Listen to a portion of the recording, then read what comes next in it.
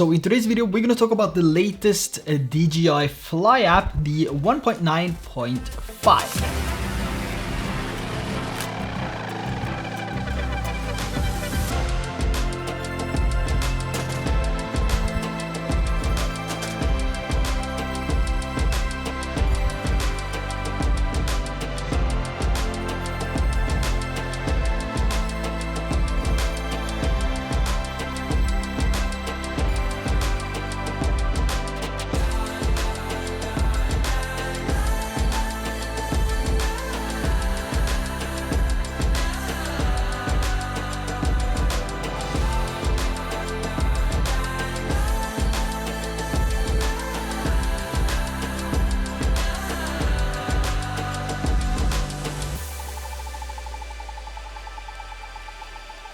So I've been testing this out for the past 2 days now to see if there has been any major changes after this update. I've been testing all the different flight modes, including tracking, spotlight, and the overall flight experience. Now this update is only for the DJI Fly app on your smartphone, so for the DJI RC controller, we will have to wait a little bit longer, but we can expect this to roll out pretty soon. And once this rolls out, I will be doing another test with the DJI RC controller as well to make sure that everything is running smoothly. So the latest update is only for those using a smartphone with the DJI RC N1 controller. Now for this new update, we can also see that there hasn't been much added. But with new updates, we can also experience some bugs, which was caused by the update. So it's important to do a test for each update to see if everything is running smoothly. So by doing a test, and if you experience some issues after updating to the latest firmware, you're quickly aware of the issue and can report that back to DJI. And this could potentially prevent you from damaging your drone by simply not using that particular feature. So as for the testing I've done, I always start with a normal cinematic flight. This is to see if I experience any changes to the behavior of the drone or the controller. Because prior to each update, I've usually put many hours into flying the drone with the current firmware. And I can easily see if there's any changes to the drone by starting with the cinematic flight. Now, from the experience after updating to 1.9.5, as of flying normal cinematic, I didn't spot any unwanted behaviors with the drone or the DJI Fly app. And also doing a quick spotlight and point of interest test, I couldn't see any problems either. It locked onto the target quite fast, and moving the sticks to the right, I got the perfect clean shot. And for the point of interest, this had no issues with keeping the target or changing the speed. So going from slow to fast and then back to slow again, I didn't experience any issues. Now, where we could see some issues is when using active track, though this is mainly because of the distance to the target and the way that the target is moving. So starting off with some parallel tracking here, I get the perfect lock. But as soon as the target moves, the drone starts to hunt. And this is because the target is not maintaining the same speed or direction. So as soon as it keeps the same direction and speed,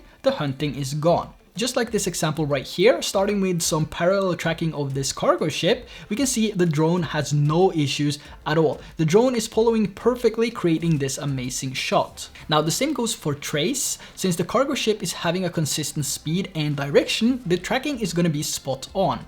But how is it when tracking yourself walking? This is one of the biggest problems for a lot of people because the drone keeps hunting every single time. And this is mainly because you don't have a consistent speed and direction when you're walking. So let me show you a few examples. So in this example right here, I've set the tracking to parallel and the drone is slightly off to my right. So since I'm moving forward, the drone will start to hunt as I'm basically walking towards the drone and the tracking is set to parallel.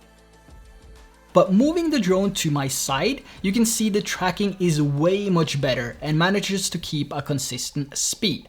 And the same for trace, since I'm not moving in a straight line and my steps varies because of the terrain, the Mini 3 Pro can't keep a consistent track, which results in the hunting back and forth. Also, the distance has a lot to say when you're tracking. You don't want it to be too close or too far. So about 20 to 30 meters will give you the best tracking result. But yeah, a quick tracking tip there. But honestly, I don't see any issues with the tracking of the Mini 3 Pro using the DJI RC N1 controller after updating to the latest firmware. Now, of course, the tracking on the Mini 3 Pro is not the best, and it definitely has some room for improvement. So you mainly want to keep a set distance of 20 to 30 40 meters, and you want your target to go in a straight, consistent line, or just in a consistent direction, or a consistent pattern if you're going around in circles, as long as the circle is consistent,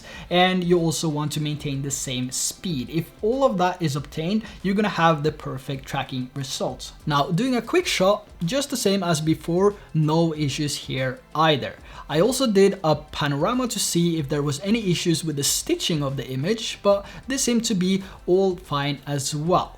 Now, hyperlapse, also no issues, but it was quite windy that day, so the stabilization was a bit off, but nothing major. Adding some stabilization in post fixed the small jump caused by the wind, and the result came out perfect. So it's safe to say that you can update to the latest firmware with the DJI RC N1 controller without experiencing any issues. But after updating, it's also important to take a quick look over your settings to see if anything has changed. Some of these updates might reset your settings back to default, so you want to make sure that everything is set before you head out to your next flight.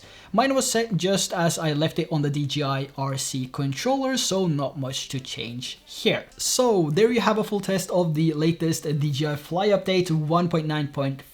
And for the DJI RC controller, I think we can expect this to roll out pretty soon. I will do a deep test with this RC controller as well, so stay tuned for that. Now, if you're brand new to this channel and you enjoyed today's video, please consider hitting that subscribe button so you don't miss out on any future videos. Also, if you found any value from today's video, let me know by giving this video a like.